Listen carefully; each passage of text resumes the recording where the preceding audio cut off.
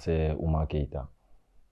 Je suis malien, né le 24 avril 85. Je suis quitté le Mali. Je suis arrivé au Niger. Je suis passé par le Niger. Je ne suis pas passé directement pour l'Algérie. Passé par le Niger et ensuite l'Algérie. Parce que j'avais des frères qu'il fallait prendre à la première ville. Et ensuite, on a commencé à avancer. Tamaracet, Insala, Gardaya, Oran. On est passé par la frontière pour y accéder au Maroc. Je suis au Maroc parce que j'ai pour ambition d'atteindre l'Europe. Un passage, on va dire ça comme ça.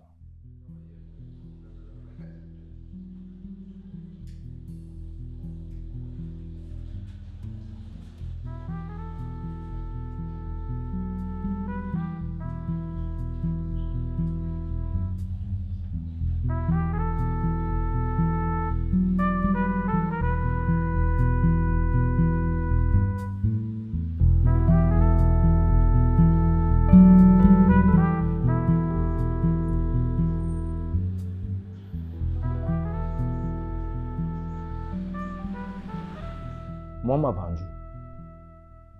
On m'a vendu sur la route. On m'a vendu.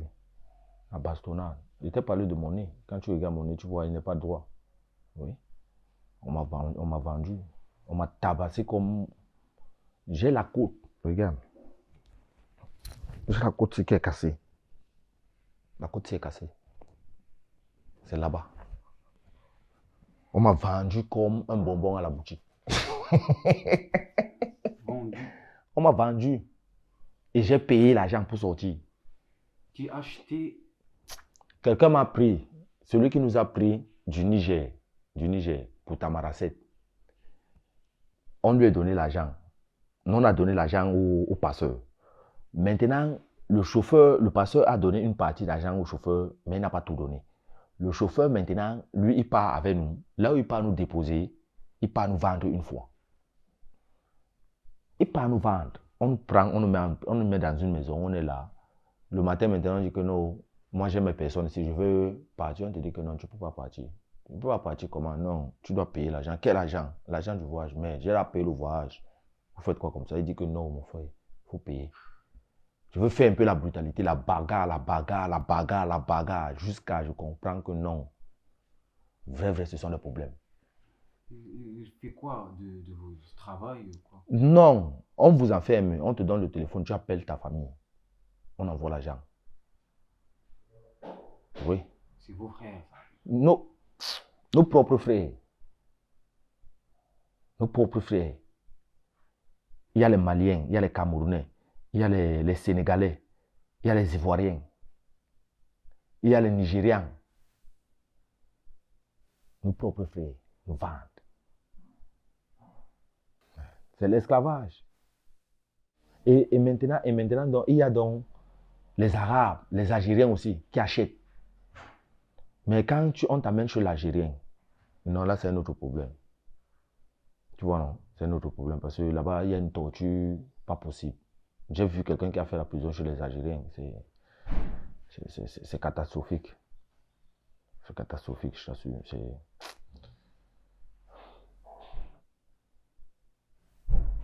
catastrophique. L'Union européenne avait mis la main dessus. Tu vois, non? Mais ça ne peut pas finir. Parce que quand tu vois peut-être en Libye, il y en a encore. En Libye, il y en a encore. Tu vois, il y en a encore beaucoup en Libye. En Algérie, je ne sais pas, parce que ça fait longtemps que je ne suis pas passé par là.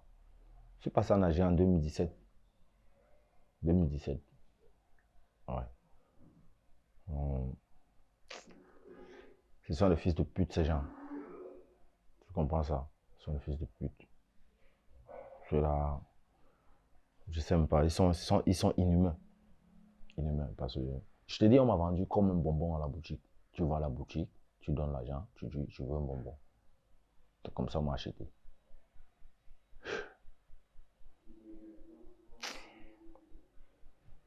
C'est la vie, mon frère.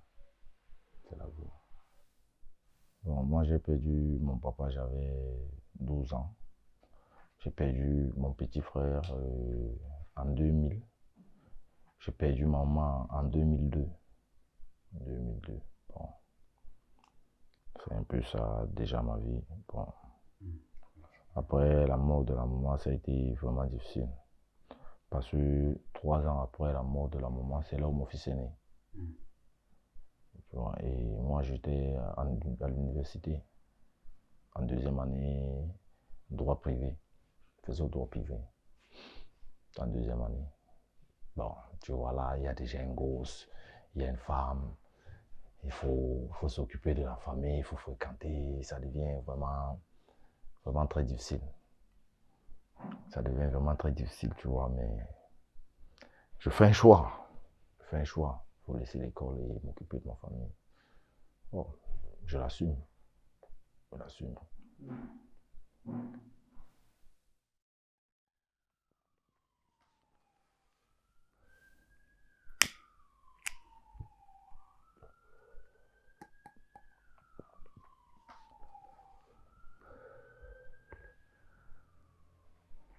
Ouais, c'est la vie, on doit vivre, on doit vivre, on doit vivre, on doit vivre, mais vivre dans l'harmonie. Ça pourrait se transformer en un immense incendie. On l'éteindra. Et j'ai pas peur de me battre.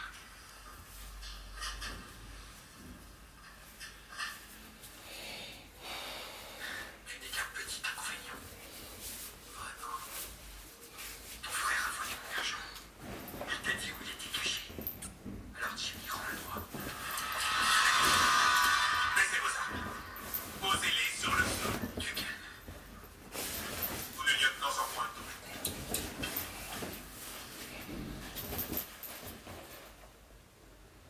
Vous ne bougez pas d'où vous êtes. Sinon, vous le...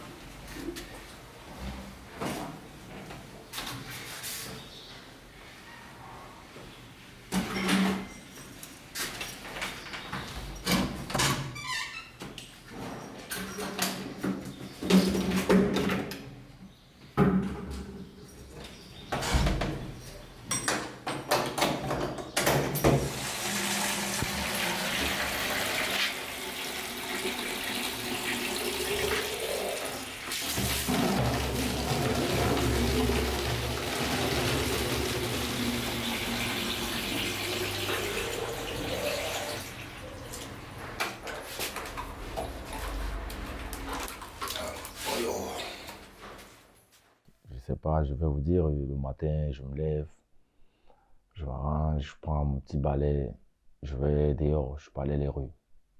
Je balaye les rues. Parce que j'ai pas trop de courage à aller dans les feux de signalisation en route, Mandi et tout autre.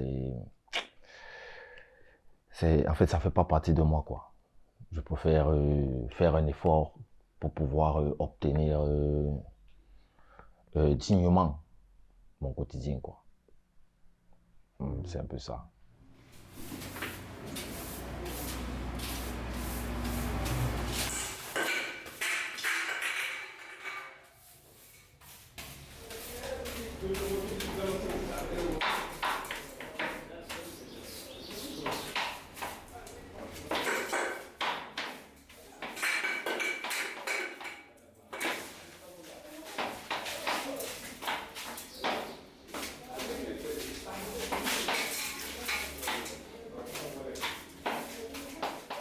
Parfois, je le fais par contrainte.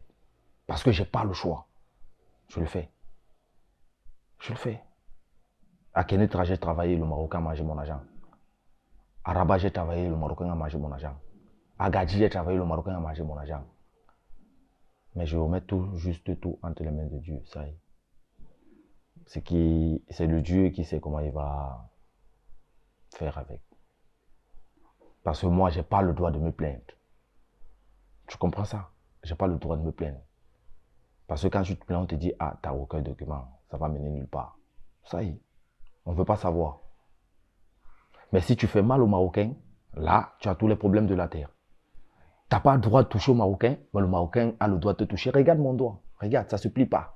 C'est le Marocain qui m'a fait ça. À cause de mon téléphone que j'ai acheté avec mon argent.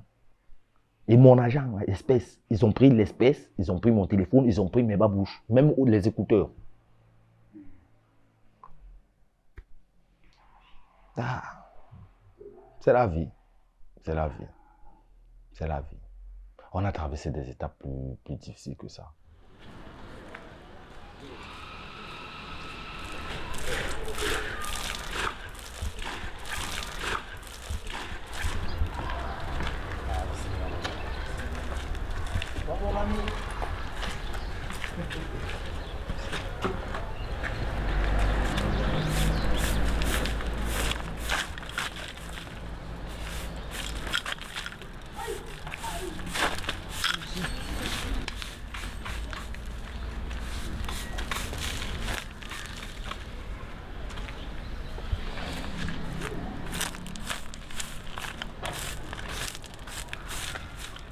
Moi, j'ai eu des problèmes au Maroc. J'ai eu des problèmes avec un monsieur. J'ai loué la maison chez lui. J'ai payé la maison, j'ai payé le wifi. Bon, mais à la fin, le wifi n'arrivait pas dans ma chambre.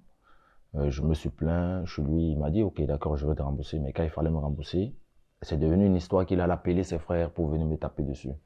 Ils m'ont chassé de la maison. J'avais même pas encore fait 2 semaines. Ils m'ont chassé de la maison. Je suis allé me plaindre aux autorités.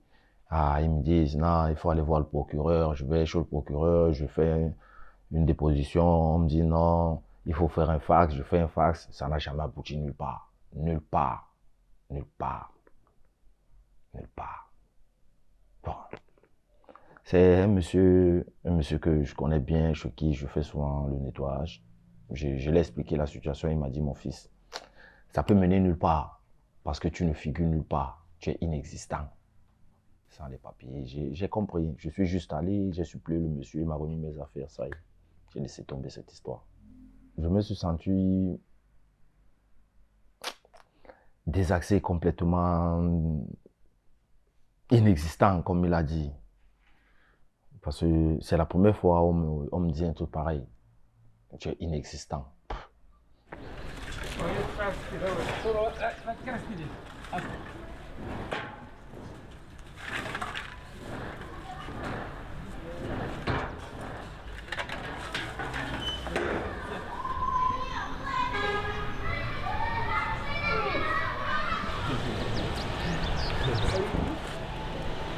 Oui, tu peux encore ajouter ça. Les 3 sailles. On a de l'eau. Voilà. Pour éviter la poussière. Africa. Kushi, Africa, comment? Ah, bismillah.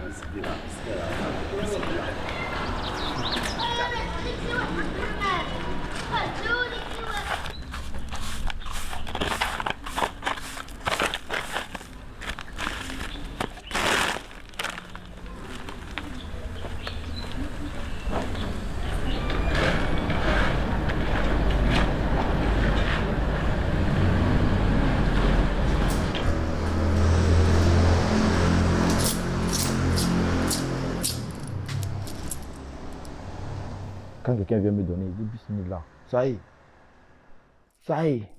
J'ai plus rien à dire. J'ai plus rien à dire. Merci. Ça y est. Tu me donnes pas. Tu m'as donné. Merci. Ça y est.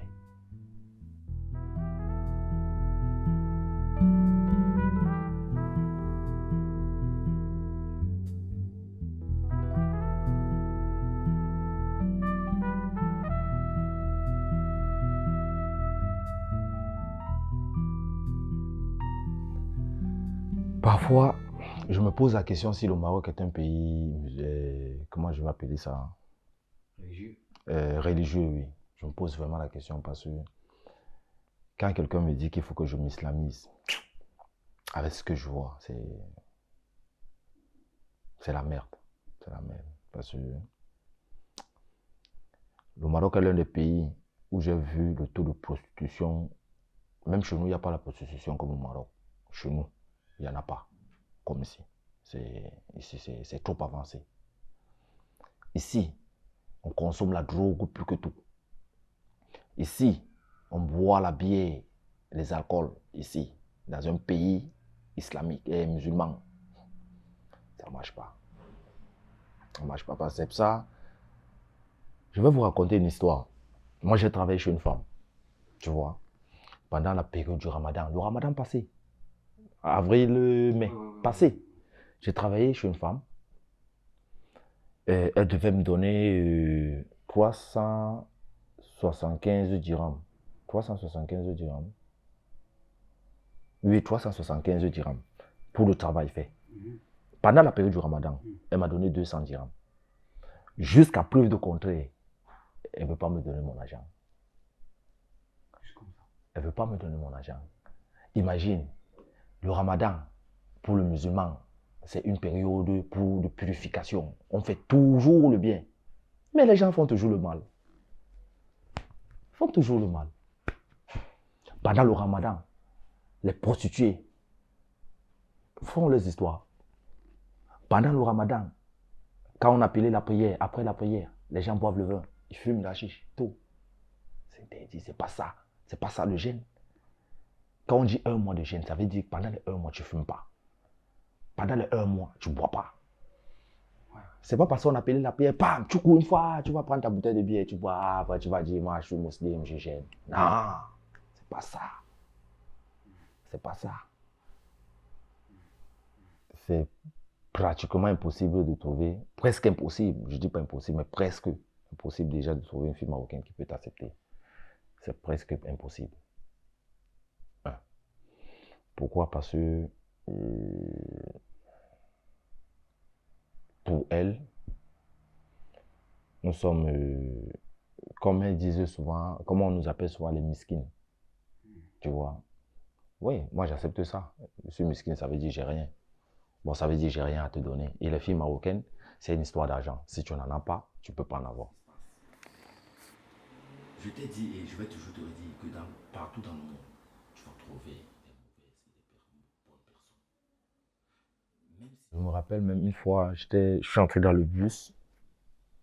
Je suis entré dans le bus. Je me suis tenu à l'angle. Il y avait 3 femmes tout juste à côté de moi. Quand je suis venu me positionner, elles ont commencé à arrêter de venir et dire, ah, il sent, il pue, ah. J'ai pas compris ça, mais ça m'a fait trop mal. Ça m'a fait trop mal parce que les hommes ils oublient une chose, c'est que nous sommes tous des frères, tous les terrains sont des frères. Tous.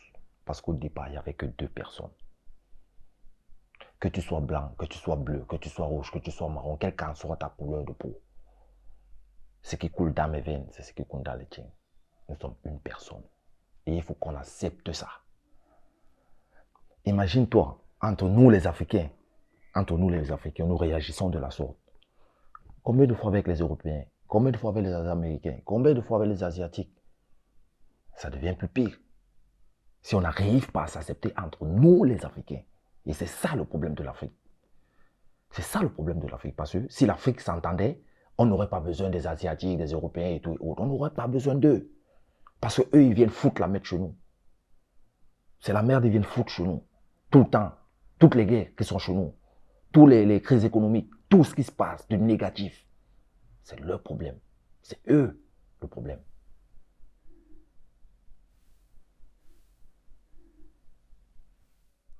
Le problème, c'est qu'il faut déjà qu'on sache que nous sommes une personne. Je ne parle pas des autres continents. Je suis d'abord dans le cadre du continent africain. Tu vois. Entre nous, nous nous battons pour rien. Nous nous battons pour que les Européens, eux, ils viennent s'accaparer de nos biens. Et pourtant, si nous étions en paix, ils ne seront pas venus. On peut leur dire de ne pas venir chez nous. On peut leur dire ça. C'est chez nous, ce n'est pas chez eux. C'est eux qui sont venus lier leur destin au nôtre. On ne les a jamais dit qu'on avait besoin d'être colonisés. Jamais. Ils sont quittés chez eux, ils sont venus chez nous. Ils nous parlent de colonisation. Je ne comprends pas ça. Même le plus idiot ne peut pas comprendre ça. Ils nous imposent leurs lois. Ils jugent nos présidents chez eux. C'est quelle histoire? Non, on doit gérer nos affaires chez nous.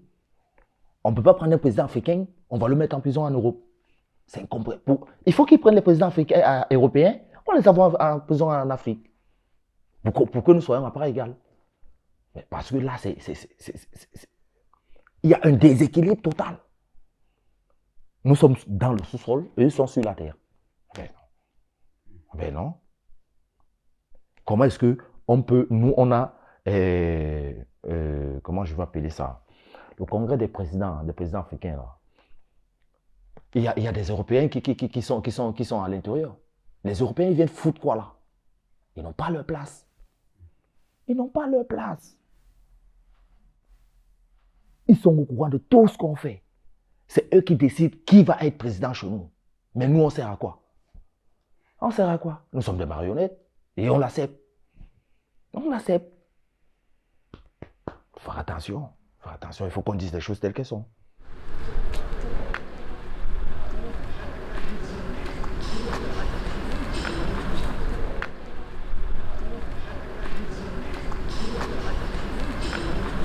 Mon frère, je vais en Europe pour récupérer. Ce sont nos richesses que je suis en train de suivre en Europe. Ils ne peuvent pas venir prendre nos richesses, ils partent avec. Nous, on reste sur place. On ne va pas rester mourir sur place. On suit nos richesses. Et c'est ça l'immigration. C'est ce qui cause l'immigration. S'ils ne veulent plus qu'on vienne chez eux, qu'ils arrêtent de venir prendre chez nous. Ils ne nous feront pas chez eux. Ils ne peuvent pas vivre mieux que nous avec ce qui nous appartient, nous. Non. Non, c'est quasi impossible. On va y aller là-bas. Quelle qu'en soit la chose, ils vont nous repousser, mais l'immigration ne finira jamais tant qu'ils ne vont pas arrêter de prendre ce qui est pour nous. Oui, la fin de l'immigration, c'est la fin du vol des continents européens et occidentaux, en fait, sur le continent africain. Ils arrêtent de venir chez nous, ils ne nous verront plus jamais chez eux. Oui, parce qu'on est capable de tout faire chez nous. Qu'ils arrêtent de nous faire croire que nous sommes des singes, que nous sommes des idiots, qu'on ne peut rien sans eux. Jamais. Avant qu'ils n'arrivent, on vivait. Avant qu'ils n'arrivent sur le continent africain, on vivait. On n'avait pas besoin d'eux. Et on n'en a jamais. C'est eux qui nous ont donné envie d'avoir besoin d'eux. Mais sinon, ils sont indispensables. Ils sont indispensables. On peut se passer d'eux. Faire nos vies tranquilles. Avant, on n'avait pas des habits. Nos grands-parents, ils vivaient avec des feuilles. Il n'y avait pas de problème. Les femmes marchaient dehors avec les seins dehors. On n'avait pas de problème. On n'avait pas de problème. Tu ne pouvais pas entendre l'autre dire, ah, tu es nu. Mais l'Européen, il est venu, il nous a amené des vêtements. Aujourd'hui, tu dis à ton frère, ah, t'es nu. C'est parce qu'ils nous ont mis ça dans la tête. Et la faute à nos dirigeants, ce n'est pas à nous. Ce sont nos dirigeants qui sont la cause. Parce que nous, le bas peuple, on ne va que parler dans le sac. On ne peut pas se lever et parler pour que les gens nous écoutent. On ne peut que parler dans le sac. C'est ça le problème.